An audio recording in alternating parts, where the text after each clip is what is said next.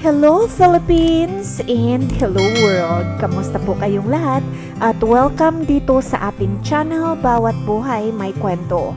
Maraming salamat po sa inyong pagdalaw upang suportahan ang ating munting channel. At ang inyong mapapakinggan ngayon ay ang pangalawang yugto ng kwentong Unfinished Business. Mapaglaro po talaga ang tadhana dahil ang bagong CEO pala ng kumpanyang pinagtatrabahuan ni Julia ay siya ang ama ng kanyang anak. Noong malaman ni Alexander ay inalok niya kaagad ng kasal si Julia. I hope you don't mind if I say that I love you. Congratulations pare, hindi ko akalain na ikakasal kang bigla. Sabi ng matalik na kaibigan ni Alexander. Oo nga pare, pasensya ka na ha na pati sa'yo ay itinago ko ang aking relasyon. Simpleng babae lamang kasi si Julia, ayaw niyang ma-expose sa ating larangan. At ayoko naman na magulo pa ang kanyang privacy. Tugon naman ni Alexander. Tama yung ginawa mo pare. Kung ako nga ang nasa kalagayan mo, poprotektahan ko rin naman ang napakagandang babae na bumihag sa aking puso. Natatawang tugon ni Efren. Sige pare ha, mauna na ako, pupuntahan ko lamang ang aking mag-ina. Pagpapaalam ni Alexander. Natapos ang kasalan noong araw na iyon na lahat ay masaya. Lalong-lalo na si Julia, walang mapaglagyan ang kanyang kaligayahan, ngunit itinago niya na lamang ito sa kanyang sarili. Dahil alam niya naman na pinakasalan lamang siya ng kanyang asawa dahil sa kanilang anak. Okay lang yan, Julia.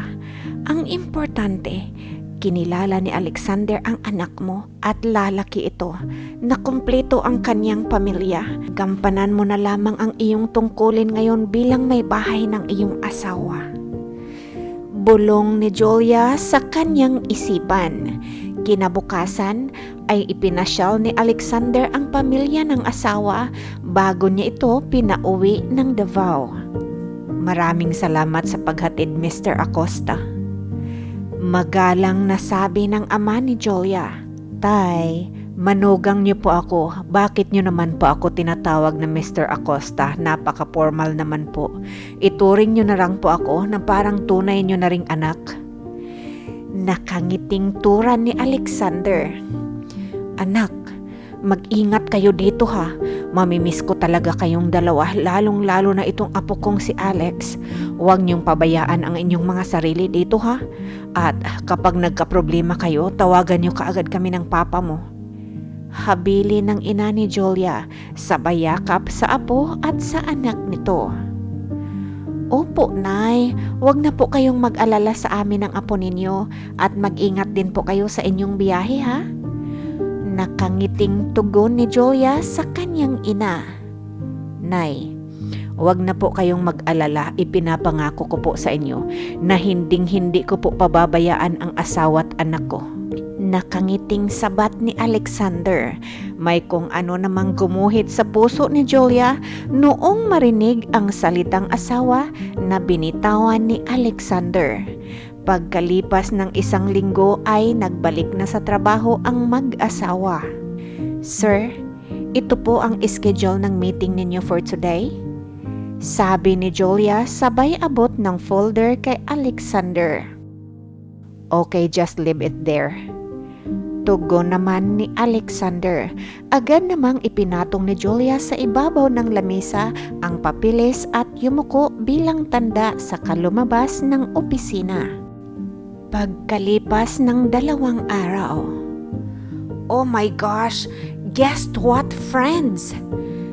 Biglang wika ni Brenda sa kalagitnaan ng kanilang pagtatrabaho. Agad naman napatingin si Julia kabilang ang kanyang mga kasamahan. Oh, anong chismis na naman ba yung nasagap mo? Kababalik mo lang sa trabaho, galing bakasyon. Of course, maraming chika si Marites. Sabi ng isang nagulat na kasamahan sa kanyang trabaho. Ay nako, hindi talaga ako makapaniwala sa aking nasagap na balita patungkol dito sa ating new CEO. Excited na sabi ni Brenda na nangdidilat pa ang mga mata.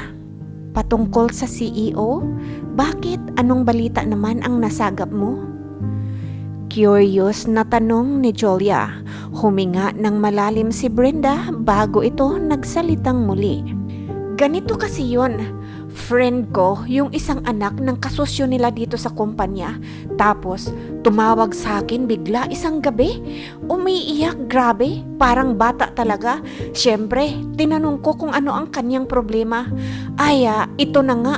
Kinuwento niya sa akin tapos, grabe ang gulat ko talaga noong malaman ko ang kanyang ibinalita. Excited na salaysay ni Brenda.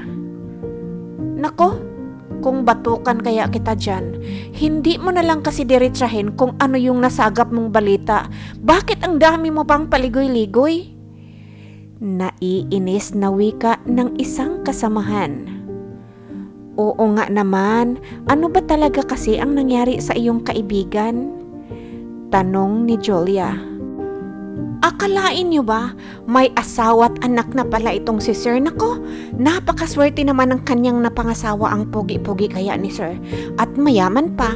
Ayun nga lang, medyo hindi mabait pero okay na rin, at least gwapo, hindi ba? Iwan ko nga ba dito kay Sir Alexander? Maganda naman yung kaibigan ko. Baka nga, mas maganda pa ang kaibigan ko kaysa kanyang napangasawa.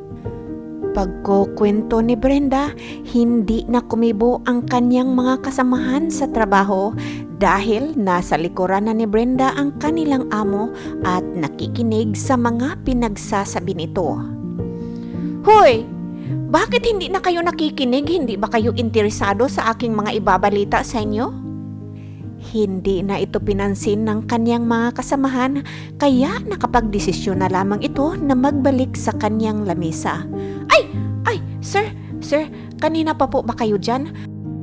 Medyo may takot na tanong ni Brenda sapagkat hindi niya sigurado kung narinig ba siya ng kanyang amo sa kanyang mga pinagsasabi tungkol sa asawa nito.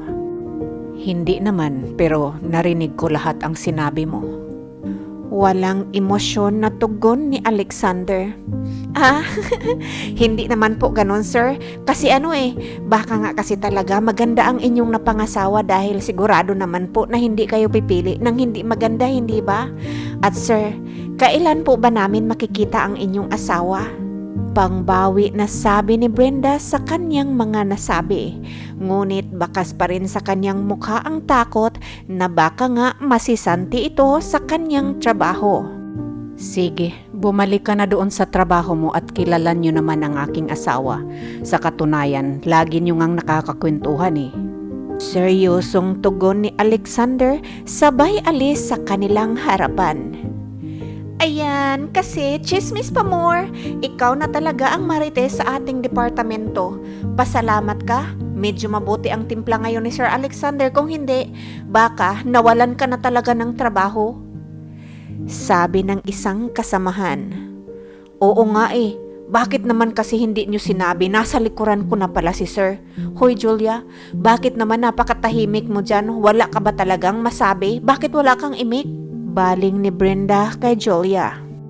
Wala naman kasi akong sasabihin Mahinang umagik-ik na tugon ni Julia. Maya-maya pa ay pareho ng abala ang lahat sa kani-kanilang mga ginagawa. Napaisip si Julia kung ano nga kaya ang posibleng mangyari kapag nalaman ng kanyang mga kasamahan na siya nga ang asawa ng kanilang CEO. Maagang nag-out si Julia sa kanyang trabaho noong hapon na iyon upang sunduin ang kanyang anak sa bahay ng kaibigan na si Rose. Naaaliw kasi kay Alex ang anak ni Rose at gustong-gusto itong makalaro. Noong papasok na si Julia sa gate nila Rose ay biglang tumakbo si Alex upang salubungin ang ina. Mama! Tuwang-tuwa na sigaw ni Alex at kinarga naman kaagad ito ni Julia. Ikaw talaga babae ka, Bakit mo ba talaga pinapahirapan yung sarili mo? Sinabi sa akin ni Alexander na nais ka raw niyang isabay papunta ng opisina at pauwi ng bahay. Ngunit umayaw ka raw? Bakit? Anong drama natin, te? Bungad ni Rose sa kanyang kaibigang si Julia. Mama, where's Daddy? Tanong ng bata. Anak, may ginagawa pa ang daddy kaya nauna na ako dito para sunduin ka. Nakangiting tugon ni Julia sabay halik sa noo ng kanyang anak. Ngunit hindi nagtagal ay nakita nila ang sasakyan ni Alexander na pumaparada sa harapan ng gate ni Rose. Daddy! Takbo na sabi ni Alex patungo sa kanyang ama at agad naman itong kinarga ni Alexander. Hi baby, how is your day? Tanong ni Alexander. Nag-enjoy po ako, Daddy. Magkalaro po kami ni Redin. Masayang tugon ng bata. Si Redin ay ang anak ni Rose. Mabuti naman at nag-enjoy ang aking prinsesa. Gusto mo bang kumain sa labas? Saan mo gustong kumain? Tanong ni Alexander muli sa bata. McDonald's po, Daddy. Excited na tugon ni Alex. Okay, let's go then. Rose, maraming salamat sa pag-aalaga dito sa anak ko ha. Sabi ni Alexander. Let's go. Aya ni Alexander sabay hawak sa kamay ng nakatulala na asawa. Hindi ko kasi alam na pupunta ka pala dito. Sambit ni Julia noong makabalik na ito sa wisyo sabay pasok sa sasakyan. Umalis ka sa kumpanya na wala man lamang pasabi. Seryosong tugon ni Alexander noong makapasok na ito sa loob. Sorry sir. Sorry Sander. Maaga akong umalis kasi nga susunduin ko pa itong anak ko. Pagpapaumanhin ni Julia. Napangiting aso naman si Sander. Baka nakalimutan mo na ako ang ama kaya anak natin. Bakit? Hindi ba pwedeng kasama mo ako pagsundo dito sa anak ko? At sana, pahintulutan mo na akong isabay ka papasok ng opisina at pauwi ng bahay. Sabi ni Sander habang diretso lamang ang mga paningin nito sa kalsada na kanilang dinadaanan. Noong marating nila ang McDonald's ay namataan kaagad ni Julia ang mga magulang ni Fernan na nakatingin sa kanila.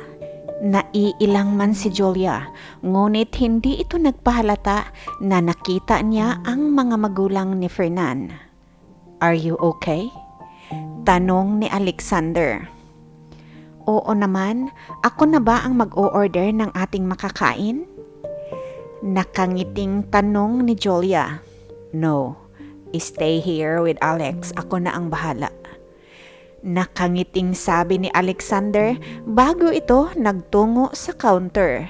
Habang nakaupo si Julia katabi ng kanyang anak ay hindi ito mapakali dahil panay ang tingin sa kanya ng mga magulang ni Fernan. Nakangiting bumalik si Alexander na bitbit ang paboritong pagkain ng kanilang anak at syempre ang pagkain nilang mag-asawa. Umupo si Alexander sa tapat mismo ni Julia. Masayang kumakain ang bata habang inaalalayan ito ni Alexander at paminsan-minsan naman ay sinusubuan ni Julia ang bata. Pagkatapos nilang kumain ay nakapagpasya si Julia na mag-CR na lang muna. Excuse me, magsi-CR lang ako anak.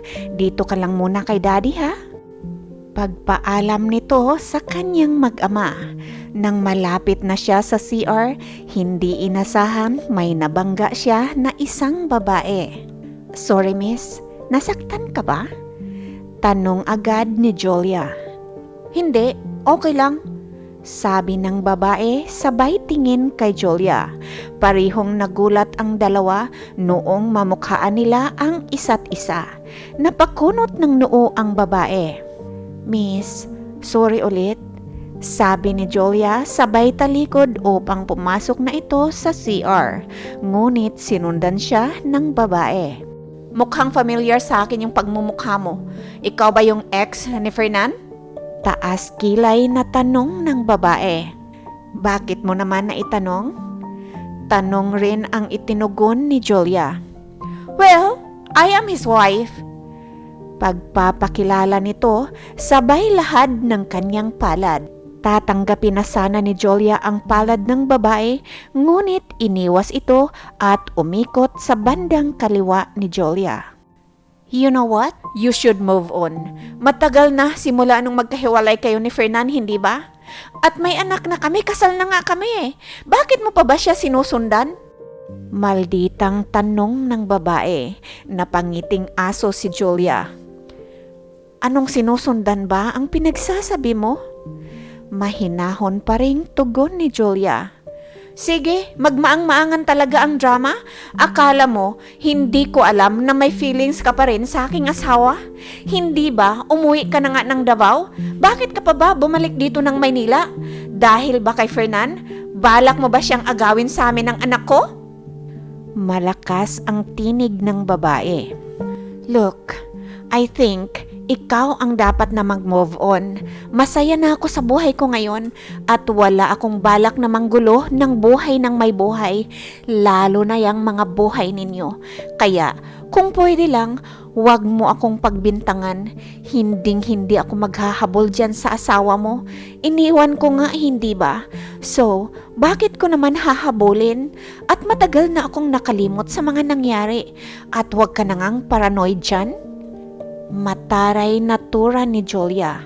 Akma nang lalabas si Julia sa CR, ngunit biglang hinila ng babae ang buhok nito. Aray, ano ba ang problema mo? Wala ka ba talagang kadili-delikadisa? Mahiya ka nga, andito tayo sa public. At ilang beses ko ba talaga kailangan sabihin sa'yo na wala na nga akong pakialam dyan sa asawa mo at sa buhay ninyo, kaya bitawan mo itong buhok ko dahil nasasaktan na ako. Talaga? Masasaktan ka talaga sa akin dahil akala mo ba naniniwala ako sa'yo? Sabi ng babae na lalong hinigpitan ang pagkakahila sa buhok ni Julia. Aray, bitawan mo nga ako! Napasigaw na nasabi ni Julia. Natigilan lamang ang babae noong may marinig ito na boses ng lalaki. Ano na naman ba yung gulong ginawa mo? Sabi ni Fernan, subalit nang laki ang mga mata nito noong mamukhaan ang babaeng sinasabunutan ng kanyang asawa. Julia? Oo, ang Julia mo, tinuturuan ko ng leksyon. Mataas ang tinig ng babae. Bitawan mo siya, ano ba? Galit na sabi ni Fernan, sabay hawak sa kamay ng asawa upang tanggalin ang pagkakahawak nito sa buhok ni Julia. O bakit? Ipagtatanggol mo yan, ha? Ipagtatanggol mo yung ex mo, bakit? Mahal mo pa ba siya, Fernan, ha? Ano? Sagutin mo nga ako. Aawayin mo ako dahil nasaktan ko yung malandi mong girlfriend, ha, Fernan? Sigaw ng babae. Napakunot ng noo si Fernan sa pinagsasabi ng kanyang matapang na asawa. Julia, pasensya ka na. Pagpapaumanhin ni Fernan. O ayan, pasensya daw. Ayan, nakita mo na ang pinakamamahal mo, ano? Kaya masaya ka na ba? Muling sigaw ng babae. Tumigil ka na nga. Ayan na naman yung pagkasilosa mo. Nang aaway ka ng walang kadahi-dahilan, hindi ka pa ba nakontento na pinakasalan na kita? Galit na sabi ni Fernan. What's going on here? Biglang sulpot ni Alexander. Julia, hinahanap ka na ni Alex, bakit naman ang tagal mo? Sabi ni Alexander. Napatingin lamang si Julia sa kanyang asawa. Noong hahakbang na ito palabas ay napansin ni Alexander ang ayos ni Julia. Anong nangyari sa'yo? Bakit ganyan ang ayos mo? Nagtatakang tanong ni Alexander. Kasi, ikaw ba ang amo ni Julia? Nice meeting you. Pero sana naman, iligpit-ligpit mo yung katulong mo. Huwag hayaang kakalat-kalat kasi masyadong dumidikit sa aking asawa. Mamaya, madumihan pa kami eh. Mataray na sabi ng babae. Ano ba? Sinabi kong tumigil ka na. Galit na saway ni Fernan. Napasingkit naman ng mga mata si Alexander at napatingin sa babae. Humakbang ito papalapit sa asawa ni Fernan. "Are you referring to my wife?" Tanong ni Alexander. Nang laki ang mga mata ng mag-asawang Fernan. Ngunit dahil nga matabil ang dila ng asawa ni Fernan ay muli itong nagsalita. "Wife? Alam kong naaawa ka lang dyan sa katulong mo. If I were you, tatanggalin ko yan sa trabaho. Gusto mo ba talaga magkaroon ng empleyadong malandi? Ano, papayagan ba yan ng iyong asawa?" Dahil sa biglang pagsabat na iyon ng asawa ni Fernan, ay hindi na nasabi ni Julia ang kanyang sasabihin pa sana. "Well, I'm not you, and yes, Julia is my wife and this is our daughter. At pakibantayan niyang bibig mo dahil hindi ako pasensyosong tao at mahirap akong kalaban." Seryosong sabi ni Alexander sa babae, sabay hawak nito sa biwang ni Julia. "Mama!" Sambit naman ni July sabay apos sa kanyang ina. "Are you okay?" Tanong ni Alexander kay Julia. "Oo, okay lang ako." Tugon naman ng asawa. "Let's go," sabi ni Sander sabay karga sa bata at hawak sa kamay ni Julia. Napanganga ang mag-asawang Fernan habang pinagmamasdan ang papalayo ng mag-asawang Alexander kasama ng kanilang anak. Habang nasa biyahe ang mag-anak, panay lamang ang sulyap ni Alexander sa walang imik na asawa. Samantalang si July ay mahimbing na ang pagkakatulog sa loob ng sasakyan, kaya naman kinarga na ito ni Alexander papasok sa kanilang kwarto. Naabutan ni Alexander si Julia sa kusina na umiinom ng tubig na halatang inis na inis pa rin. "Are you okay?" Tanong ni Alexander sabay kuha rin ng tubig at uminom ito. "Oo, naiinis lang." "About?" Muling tanong ni Alexander saka umupo sa harapan ng kanyang asawa. "Yung nakita mo kanina, ex ko yun at ang matapang niyang asawa. Pinagsabihan ako tungkol sa pagbabalik ko dito sa Maynila," sabi ni Julia. "And?" Salubong ang kilay na tanong muli ni Alexander. "Yun, pinaghihinalaan ako na kaya daw ako bumalik dito ng Maynila dahil sa kanyang asawa, na mayroon daw akong plano na agawin sa kanya ang kanyang asawa sa kanilang mag-ina. Nakakainis lang, ako na nga yung naloko ng aking ex, tapos ngayon ako pa ang pagbibintangan na maghahabol. Iniwan ko nga sila, hindi ba? Nagpaubaya ako. Napakakapal talaga ng mukha ng babaeng iyon, panira ng gabi." Naiinis na tura ni Julia sabay tungga ng kanyang tubig. "Relax, wag mong gawing beer yung tubig." Natigilan si Julia at napangiti na rin dahil sa tawa na iyon ng kanyang asawa. Ngayon niya lamang kasi ito nakita na tumatawa ng malapitan. Gwapong-gwapo siya dito kay Alexander. "Hoy, nakatulala ka dyan. Huwag mong sabihin na i-inlove ka na sa akin, ha? Gwapo ba itong asawa mo?" Nakangiting tanong ni Alexander. "Sir, hindi ko po alam na mahangin ka rin pala. Nakakapanibago lang kasi." "Why?" Tanong muli ni Alexander. "Hindi kasi ako sanay na nakikita kang nakangiti. I meant, ngayon lang talaga kita nakitang tumawa na parang totoong tawa. Parang hindi ikaw yung boss ko." Nakayukong tugon ni Julia. Napangiti muli si Alexander.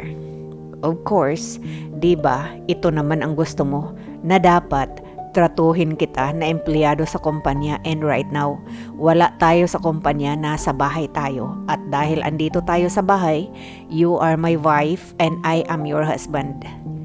Nakangiting saad ni Alexander sabay tayo. Laking gulat ni Julia nang bigla siyang yakapin at halikan sa noo ng kanyang asawa. Hindi ito makagalaw. Bigla niyang naalala ang amoy ni Alexander noong unang gabi silang magkasama. "Good night, wifey. Sweet dreams." Pahabol na sabi ni Alexander habang naglalakad palayo kay Julia. Napahawak naman si Julia sa kanyang dibdib. Hindi niya alam kung ano itong kanyang naramdaman. Bagamat nasayahan siya sa sinabi ng kanyang asawa, ngunit sa kabilang banda naisip niya pa rin kung ano ang ibig sabihin ni Alexander sa tinura nitong siya ay wife at si Alexander naman ay husband. Kung mag-asawa tayo, bakit mo ako iniwan mag-isa dito sa kusina? Bakit hindi mo man lang ako inayang tumabi sa iyong matulog?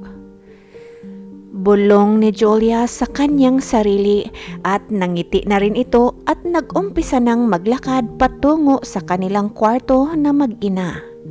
Nang laki ang mga mata ni Julia noong maabutan niyang nakahiga si Sanders sa kama nila ni July. Hala, anong ginagawa mo dito? Bakit ka nakahiga dyan sa kama namin? Napangisi si Sander. Hindi ba mag-asawa tayo at anak natin itong napakagandang prinsesa na mahimbing na natutulog? Kaya dito ako matulog sa tabi ninyo ng anak natin. Pagkasabing iyon ni Sander ay lumipat ito ng pwesto malapit sa dingding upang mapagitnaan nila ang kanilang anak. Ilang araw ang lumipas. Sir, may meeting po kayo kay Miss Frankie Reyes? Sabi ni Julia. Please, cancel that meeting. Tugon ni Sander na hindi man lamang tiningnan si Julia. Pero sir, importanteng meeting daw po ito, anak daw po ito ni Mr. Reyes. Muling sabi ni Julia, nag-angat ng mukha si Sander. I know for sure na hindi naman tungkol sa business ang pag-uusapan namin. Nakangiting tugon ni Alexander. Really, Alexander? Is that really how much you hate me? Biglang pagsulpot ng babae sa opisina ni Alexander. Oh, who told you to get in? Agad na tanong ni Alexander. Oh, come on now, Alexander. Ganyan mo na ba ako tratuhin ngayon? The last time that we saw each other, mahal na mahal mo pa ako. Tugon ng babae. Shut up, Frankie. Seryosong usal ni Alexander. Oh, dear Alexander, nagbago ka na talaga. Hindi mo na ba talaga ako mahal? Tanong ng babae. Pwede bang umalis ka na lang? Pagtaboy ni Alexander sa kanyang bisita, sabay sulyap sa kanyang asawa. Nagulat naman si Julia sa kanyang mga narinig. Excuse me, ma'am. Sir, lalabas na po ako. Nakayukong sabi ni Julia. Noong makaupo si Julia sa kanyang lamisa, ay napaisip ito at lumapit kaagad si Brenda sa kanya upang makipagchika. My gosh, Julia, nakita mo ba yon? Siya si Miss Frankie. Siya yung ex ni Sir Sander. Napaangat naman ng kilay si Julia. Talaga? Oo, totoo. Grabe ang ganda niya, no? Hindi ko lang talaga inakalang maghiwalay sila tapos mabalitaan ko na lamang na ikinasal na talaga at may anak na itong si Sir Alexander. Grabe, no? Manahimik ka nga dyan, Brenda. Baka matanggal ka na talaga niyan sa trabaho dahil sa pangingialam mo ng buhay ng may buhay. Lalo na, buhay talaga ng amo mo, yung pinapakialaman mo. Saway ni Dan. Hoy Dan, ikaw talaga, kahit kailan, panira ka talaga ng moment. Bakit? Alam ko naman na hindi ako maririnig ni Sir Alexander dahil busy yun sa pakikipag-usap kay Frankie at panigurado nag-i-enjoy naman yun. Balita ko nga, childhood lover ang dalawang yan. Hindi ba ang tibay? Hindi ko lang talaga maisip kung paano siya nagpakasal sa iba. Hindi kaya niya pinakasalan ang girl dahil sa bata? Kasi imposible naman talaga kung mahal niya yung babae. Bakit hindi niya dinala dito at pinakilala sa atin? Or should I say, asawa? Sabi ni Brenda. Biglang napatingin si Julia sa kasamahan dahil totoo naman ang sinabi nito na pinakasalan lamang siya ng kanyang asawa dahil sa kanilang anak. Oo nga pero hindi ba? Sabi ni Sir Alexander, lagi daw natin nakikita ang kanyang asawa at nakakausap pa nga natin. Yun nga ang nakapagtataka eh. Napaisip din ako kung sino talaga ang kanyang asawa, hindi kaya nasa marketing or kaya sa finance department? O baka naman nasa accounting or manager? Iwan ko ba? Ang dami kasing nagagandahang mga babae dito, kaso lang wala naman tayong nakikita na nakadikit or palaging kasama ni sir na babae. Pero teka lang ha, noong isang araw, nakita ko yung bata karga-karga ni sir. Ay, kamukhang kamukha talaga ni sir, promise. Mahabang litanya ni Brenda. Ha? Talaga? Saan mo naman nakita? Medyo kinakabahan na tanong ni Brenda. Hoy, kung makapag-react ka naman dyan, bakit wag mong sabihin sa akin na hindi mo alam ha at hindi mo nakita yung bata dahil sa pagkakatanda ko sabay kayo ni Sir lumabas noon sa building. Pag-uusisa ni Brenda. Hindi, kasi hindi ko naman ugali na makialam ng personal ng buhay lalo na buhay ng aking amo. Baka mamaya masisanti pa ako sa aking trabaho. Ayon pa kay Julia. Ayan, si Julia ang tularan mo, Brenda. Iyang pagiging pakialamera mo talaga sa buhay ni Sir. Baka madamay pa kami. Bumalik ka na nga doon sa pwesto mo at mag-focus ka na lang sa iyong trabaho. Huwag mong sabihin dahil malapit ka sa anak ng isa sa kapartner ng negosyo dito ay ligtas ka. Hoy, kahit kailan ka talaga dan, panira ka ng araw. Naiinis na sabi ni Brenda at padabog na ito na bumalik sa kanyang pwesto. Maya-maya pa ay nakita naman ni Julia na nakasimangot si Frankie na lumabas sa opisina ni Alexander. Kinagabihan ay nadatna ni Julia si Alexander na nakaupo sa sopa at nakikipaglaro ito sa kanilang anak. Mama! Salubong ng bata sa kanyang ina at noong kumakain na sila ng hapunan. Yung babae kanina sa opisina? Wala yun. Matagal na kaming hiwalay. Pasiuna na sabi ni Alexander. Napatingin naman si Julia sa asawa at napangiti ito. Don't worry, hindi ko naman pwedeng pakialaman ang personal na buhay ng aking amo. Napakunot ang noon ni Sanders sa tugon na iyon ng asawa at tahimik na itong kumakain. Tahimik din ito na tumayo noong matapos na itong kumain. Baby, matulog na ng maaga si Daddy ha. Bukas na lamang tayo mag-play ulit. At sabihin mo kay Mami na magmo-mall tayo sa Saturday ha. I love you anak. Good night. Wika nito, sabay himas sa likod ni Julia. Ngunit hindi man lamang niya ito tinapunan ng tingin. Gayon pa man ay biglang may kung anong tuwa na nararamdaman itong si Julia sa haplos na iyon ng kanyang asawa.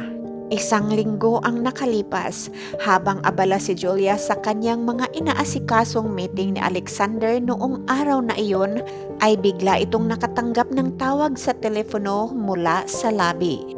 Miss Julia, may naghahanap po sa inyo dito sa lobby. Ayon pa sa kabilang linya.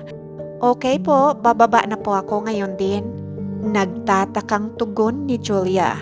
Mabilis na iniligpit nito ang mga papeles na nagkalat sa kanyang lamisa bago ito nagtungo sa elevator para magpunta sa lobby. Baka si Rose ang naghahanap sa akin. Pero bakit kaya? Bulong ni Julia sa kanyang isipan habang nasa loob ng elevator. Pagkalabas nito ng elevator ay nakita niya kaagad ang kaibigan na sumalubong rin naman sa kanya. Nako Julia, pasensya ka na. Hindi na ako nakatawag papunta dito. Iyak kasi nang iyak itong si July. Hinahanap kayong mag-asawa?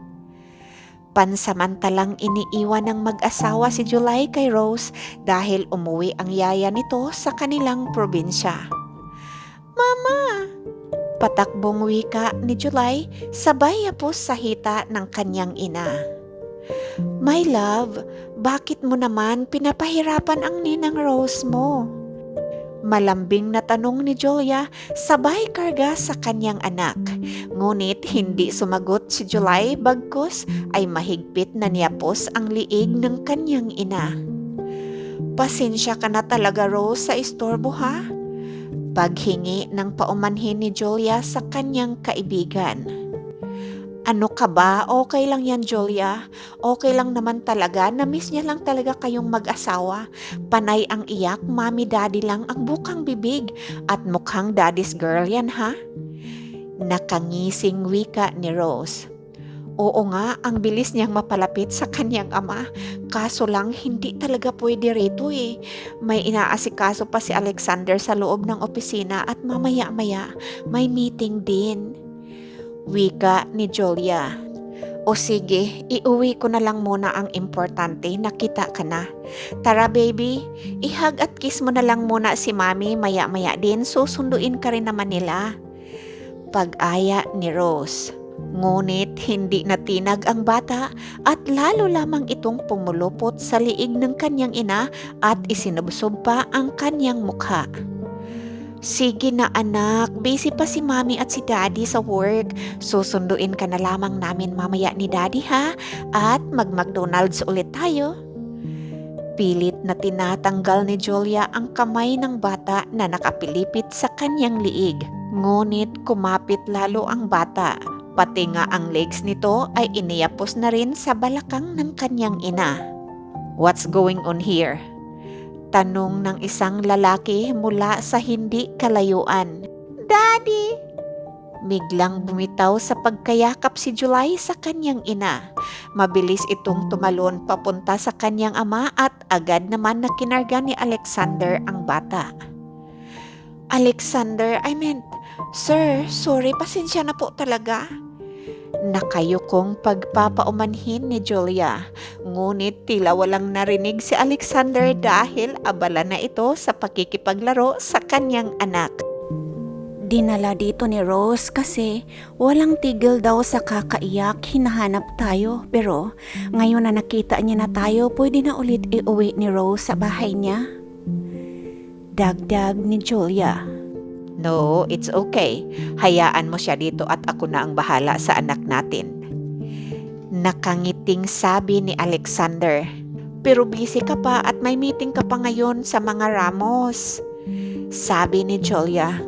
It's fine. I can take my child with me. Nakangiting tura ni Alexander. Pero hindi na natuloy ni Julia ang kanyang sasabihin nang biglang magsalita si Rose. Maaari na ba akong umuwi? Iniwan ko lang kasi ang anak ko sa aking asawa, baka hahanapin din ako noon. Sabi ni Rose. Pasensya na talaga sa abala, Rose. Salamat sa pagdala dito kay July ha. Mag-ingat ka sa pag-uwi mo. Sabi ni Julia. Rose, ipapahatid na kita sa aking driver. Salamat sa pagdala dito sa anak ko ha. Nakangiting sabi ni Alexander sabay pindot sa ilong ng bata na tila ba gustong-gusto naman ni July sa tuwing ginagawa iyon sa kanya ng kanyang ama sa kanyang ilong. Salamat rin, tugon ni Rose. Pasensya ka na talaga sa abala, Rose ha? Muling pagpapaumanhin ni Julia. No problem girl, anyway, aalis na talaga ako ha, enjoy sweetie. Pagpapaalam ni Rose sabay tumalikod noong tinuro ni Alexander ang kanyang driver. May mga ilang empleyado naman ang nasa labi na nakakita sa mag-anak. Ang iba ay nagbubulungan at ang iba naman ay masama ang tingin kay Julia. Ito na nga ba ang iniiwasan ni Julia? Ayaw niyang malaman ng kanyang mga kasamahan sa kumpanya ang tungkol sa relasyon nilang dalawa ni Alexander. Ngunit itong si Alexander ay walang pakialam sa kanyang kapaligiran, basta masaya niyang nilalambing ang kanyang anak. Sabay na naglalakad si Julia at Alexander habang karga-karga ang kanilang anak patungo sa elevator. May mga empleyado na ring nag-aabang sa pagbukas ng elevator. Ngunit noong magbukas ito, tanging si Julia lamang, Alexander at ang kanilang anak ang pumasok. Nakaugalian na kasi ng mga empleyado na hindi sumasabay sa elevator kapag sakay ang kanilang CEO. Kilala niyo ba yung kasama ni Sir? Nag-umpisa na ang chismis sa labas ng elevator noong masigurado nilang nagsarado na ito. Sekretary niya yun. Umiikot ang mata na tugon ng isang babae.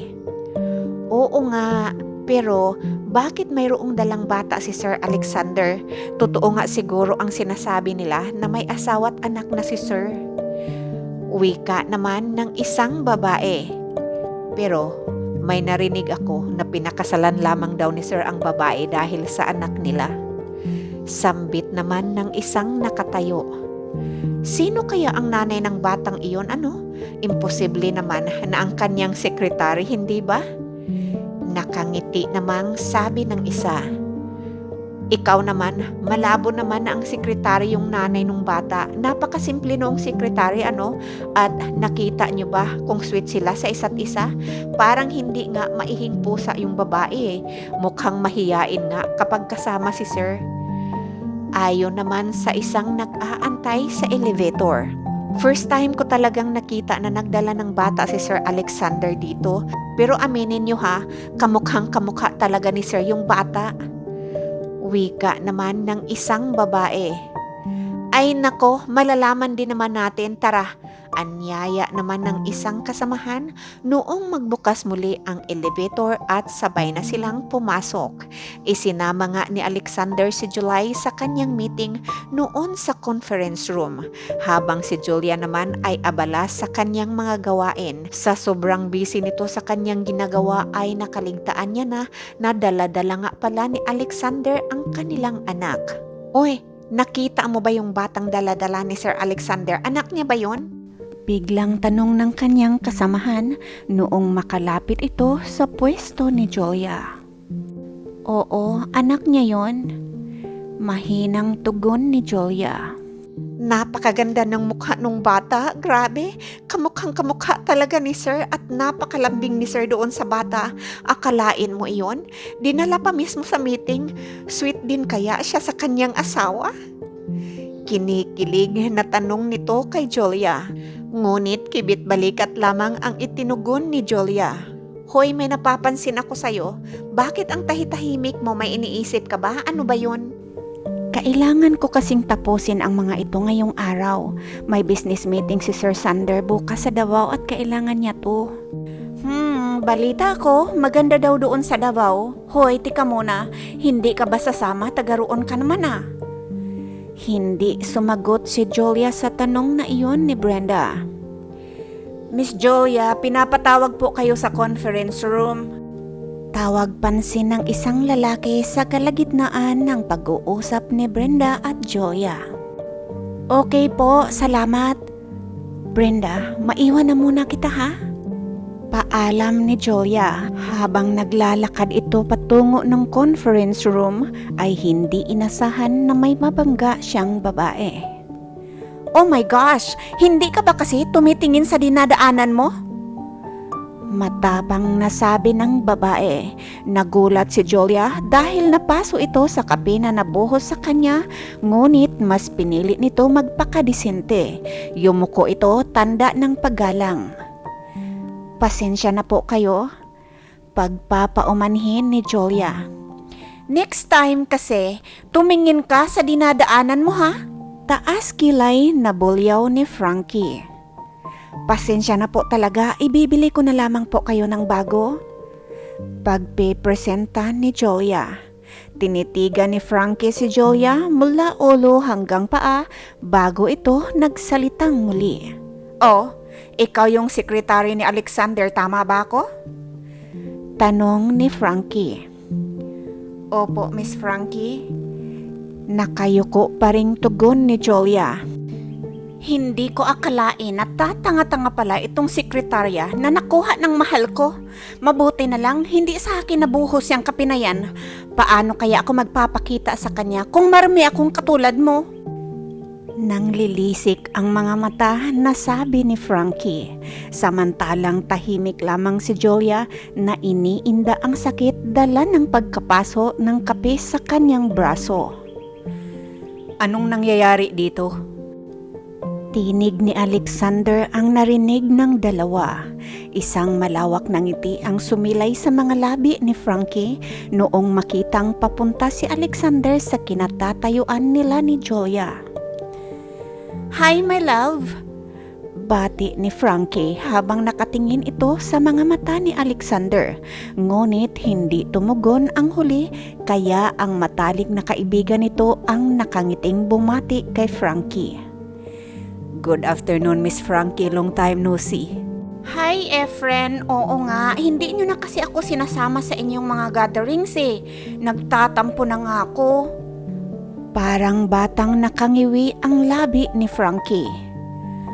What are you doing here? Agad na tanong ni Alexander kay Frankie. Ang ganda naman ng bungad na iyan, my dear. Who's this little one? Imbis na sagutin ang katanungan ng kanyang bisita, ay si Julia ang pinunterya ni Alexander. Julia, ano ba ang ginagawa mo dito? Hindi ka ba nasabihan na pinapapunta ka sa conference room? Tanong ni Alexander. Hindi pa man nakasagot si Julia ay biglang napadako ang mga paningin ni Sander sa kasuotan ng kanyang asawa. Oh, anong nangyari sa damit mo? Bakit namumulay ang balat mo? Salubong ang kilay na tanong ni Alexander, sabay imbinaba ang bata at nag-alalang tiningnan ang braso ng kanyang asawa. Kumapit din kaagad ang bata sa kamay ni Julia. Natapunan lang ako ng kape, pero okay lang naman ako. Nakayukong tugon ni Julia. Oo nga eh, ang tanga-tanga kasi niyang sekretary mo. Binangga ba naman ako? Mabuti na lang na hindi ako ang natapunan ng kape. Ayoko kayang makita mo na madumi ako. Sabi ni Frankie. Tinapunan lamang ni Alexander ng matalim na tingin itong si Frankie. Hello, Mrs. Acosta.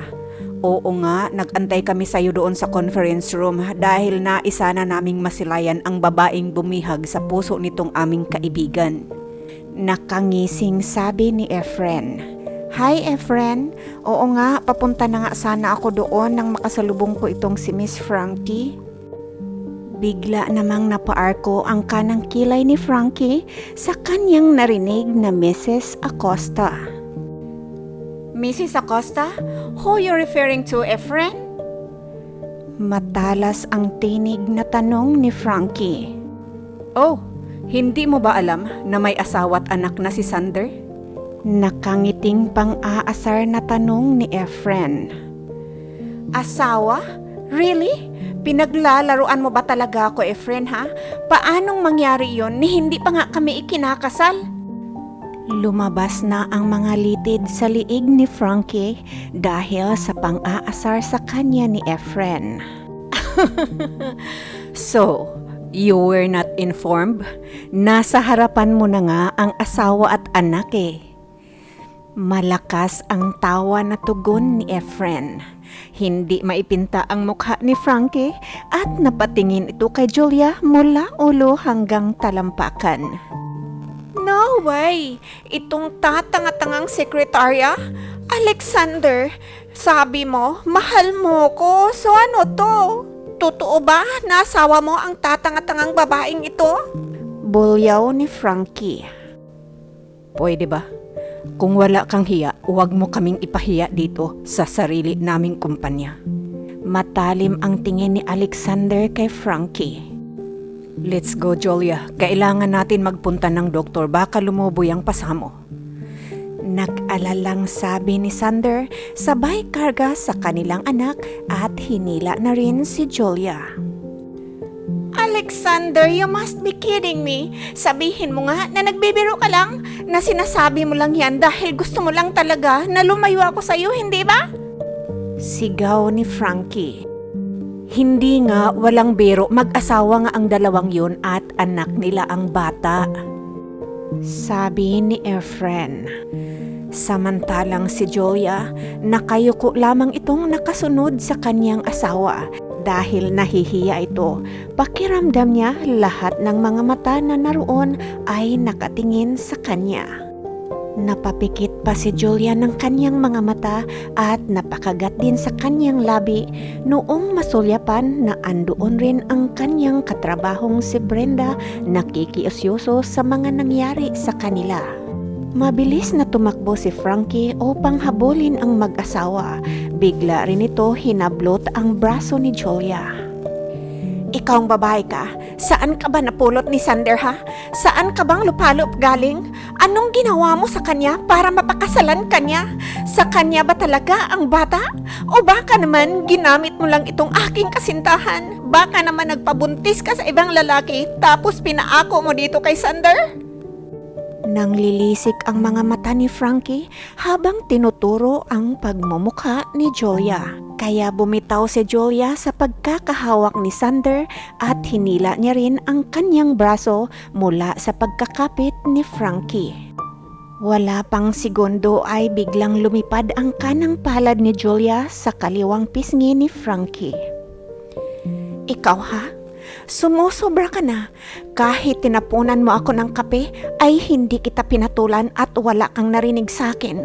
Huwag mo akong itulad sa'yo na babaeng desperada at kayang maghabol ng lalaking isinusuka ka na. Kaya huwag mo akong sagarin dahil hindi kita sasantuhin. Matino akong tao at ako ang hinabol nitong pinakamamahal mong lalaki. Ngayon, gusto mo siyang makuha? Pasensya ka na dahil hindi ko hahayaan na mapunta siya sa'yo. Kasal siya sa akin kaya amin lamang siya ng anak ko. Sabi ni Julia, sabay yakap at halik sa labi ni Sander. Frankie, pwede ba?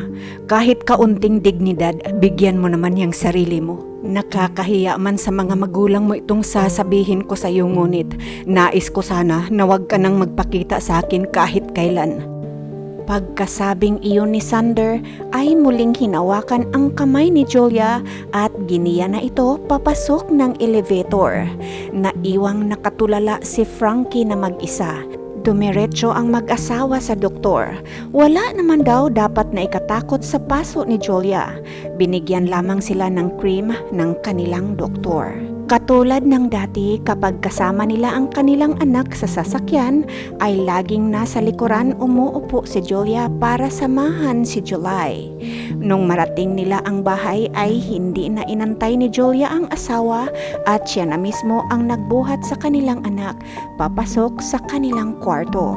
Mabilis namang nakasunod si Alexander. Pasensya ka na kanina pero talagang pinahanga mo ako sa tapang na ipinakita mo. Tama nga yung ginawa mo. Wag na wag ka lamang yuyuko sa tuwing may nang aapi sa'yo. Hinawakan ni Sander ang magkabilang pisngi ni Julia. Inangat niya ito at puno ng pagmamahal na tinitigan ang mga mata ni Julia. Hindi nagtagal ay mapusok na inangkin ni Alexander ang mga labi ng asawa. Sa gulat ay napabitaw bigla si Julia.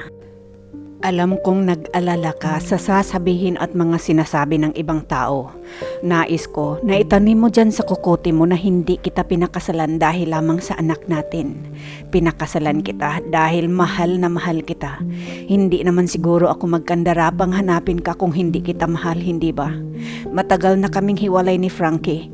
Kayo ng anak natin ang pinakamahalaga at pinakamamahal ko. Seryosong sabi ni Sander. Lahat ng sinabi ko kanina kay Frankie, totoo yun. Hindi talaga ako papayag na makuha kanya dahil mahal na mahal din kita. Kasal ka sa akin at may anak rin tayo. Parang bata na wika ni Julia. Kinabukasan ay sabay na naglakad papasok ng kumpanya sina Alexander at Julia. Magka-holding hands pa ang dalawa na tila ba wala na ring pakialam si Julia kung pinagtitinginan man sila ng kanilang mga empleyado. Noong nakapasok na sila ng elevator. Grabe, nakakapanibago naman. Pakiramdam ko lahat ng mga mata ay nakatuon sa akin. Pagrereklamo nito. Bakit? Mag-asawa naman tayo ah. Hindi mo na pwedeng ipagkaila dahil malamang narinig ng lahat kahapon na mahal mo ako. Kasal ka sa akin at ako ang ama ng anak mo. Natatawang sabi ni Alexander. Mga ilang oras ring katahimikan ang lumipas ay dahan-dahan lumapit si Brenda kay Julia. Ma'am, sorry kung ano-ano yung pinagsasabi ko tungkol sa asawa ni Sir Sander ha. Grabe kasi, bakit ka ba nagtatago? Sana hindi ka na minatamata ng Franking iyon, pero sa totoo lang, nakanganga kaya siya nung iwan ninyo. Hindi makapaniwala ang tiyahin mo. Pati nga kami, mga empleyado, hindi rin makapaniwala sa mga sinabi mo. Ang tapang mo pala. Nakakatakot kaya ang itsura mo noong sampalin mo ang malditang Frankie na iyon. Ngiti lamang ang itinugo ni Julia sa kasamahang si Brenda. Medyo napangiwi ang bibig ni Brenda kaya muli itong nagsalita. Ma'am, wag niyo po akong tanggalin sa trabaho ha. May kapatid po akong pinaaral. Pagpapaawa na sambit ni Brenda kaya napaangat ng paningin si Julia. Huwag kang mag-alala, maganda naman ang performance mo kaya hindi ka mawawalan ng trabaho. Nakatawang tugon ni Julia. Salamat ma'am ha. Brenda, huwag mo akong tawaging ma'am. Asawa nga ako ni Alexander, oo. Pero ako pa rin naman ang kaibigan ninyong si Julia. Natatawang tugon ni Julia. Nakakahiya naman ma'am. Boss po namin kayo. Mahinang tugon ni Brenda. Sige. Mahiya ka.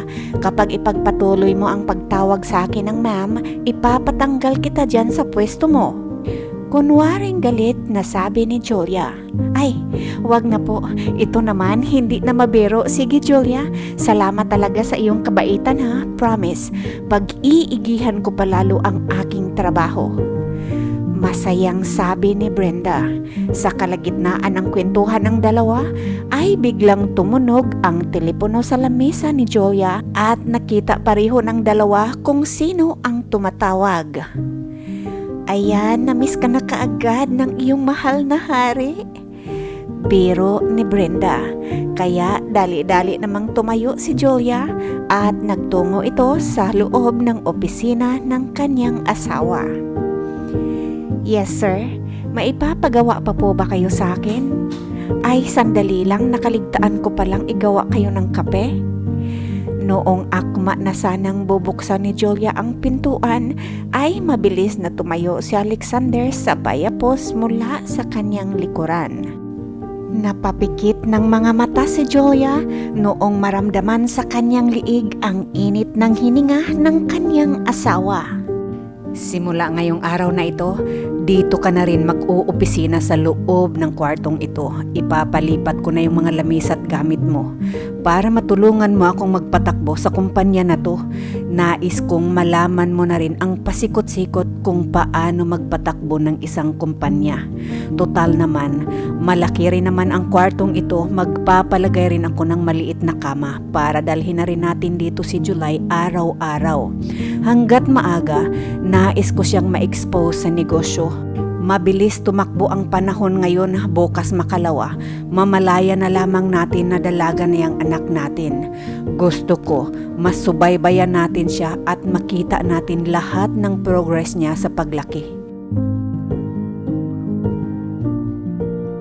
Seryosong lahad ni Sander, kaya biglang humarap si Julia sa kanyang asawa. Nako, hindi magugustuhan ni Yaya yung pinaplano mo. Mahihiya yun dito. Natatawang tugon ni Julia. Kung gusto niya, pwede naman siyang matulog basta ba tulog na si July. Hindi naman natin siya pakikialaman. Nakangiting tugon ni Sander. Okay po, mahal na hari. Kayo po ang masusunod. Sagot ni Julia, sabay halik sa labi ng kanyang asawa. Ipinalipat naman kaagad ni Alexander ang lamesa at mga kagamitan ni Julia sa loob ng kanyang opisina. Sobrang nabisi ang dalawa noong maghapon na iyon, ngunit masayang magkasamang umuwi sa kanilang tahanan. Pagkatapos ng kanilang hapunan, ay may ipinagtapat si Sander sa kanyang asawa. Mahal, alam mo ba, matagal nang inaalok sa akin ni Daddy ang posesyon na ito, pero inaayawan ko dahil ayaw ko ng ganito kalaking responsibility.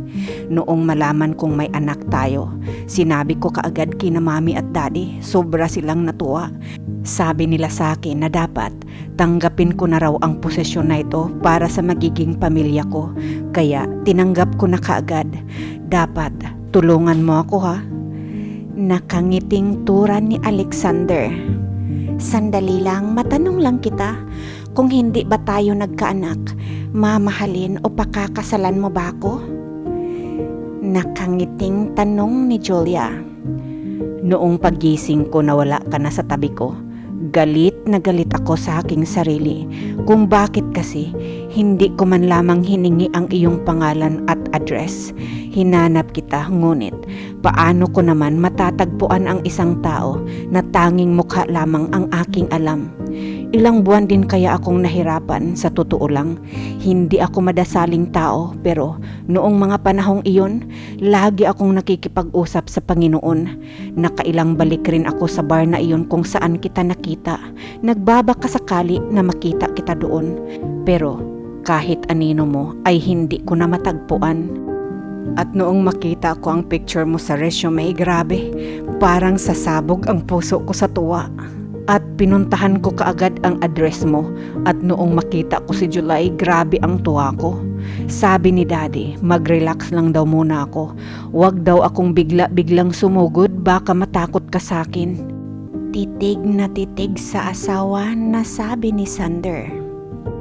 Iyon ba ang dahilan kung bakit natanggap kaagad ako sa trabaho at nilipat kaagad bilang secretary ng daddy mo?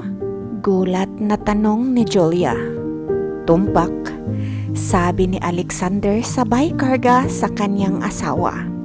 Ay ano ba, ibaba mo nga ako? Pagpoprotesta ni Julia, ngunit tila walang narinig si Alexander. Mapusok na inangkin ang mga labi ng kanyang napakagandang asawa habang naglalakad patungo sa master's bedroom upang doon na ipagpatuloy ang kanilang lambingan. Ito ang kauna-unahang pagkakataon na matulog si Julia sa kwartong ito. Kaya nakatitiyak tayo na masusundan na ang kanilang panganay na si July. Mga kaibigan, nakita po ba natin ang aral dito? Noong nahuli ni Julia na nakabuntis si Fernan, ay hindi ito nagpaapi. Iniwan niya si Fernan. Nagdalang tao nang hindi niya alam kung paano nangyari yun, ngunit pinanindigan niya at binuhay ang bata. Nagsumikap at hindi inasahang minahal at hinanap pala siya ng lalaking nakabuntis sa kanya. At noong minatamata siya ni Frankie, hindi ba lumabas ang kanyang tapang para sampalin ang anak ng kasosyo ng kanilang negosyo? Kaya, huwag po tayong yuyuko-yuko at basta-basta lamang magpaapak sa ibang tao. Lalong-lalo na kung wala naman tayong ginagawang masama dito. At pwede naman po tayo magpakumbaba at magpakabait, ngunit huwag magpaapi. Ang kasabihan nga, walang mang-aapi kung walang magpapaapi. Maraming salamat po talaga mga kaibigan sa patuloy ninyo na suporta sa ating munting channel. Doon po sa hindi pa nakapag-subscribe, please subscribe na po kayo, like and share. Pakiring na rin po ng bell button para maging updated kayo sa ating mga new uploads. Tandaan po natin, bawat buhay may kwento. Hanggang sa muli, bye-bye!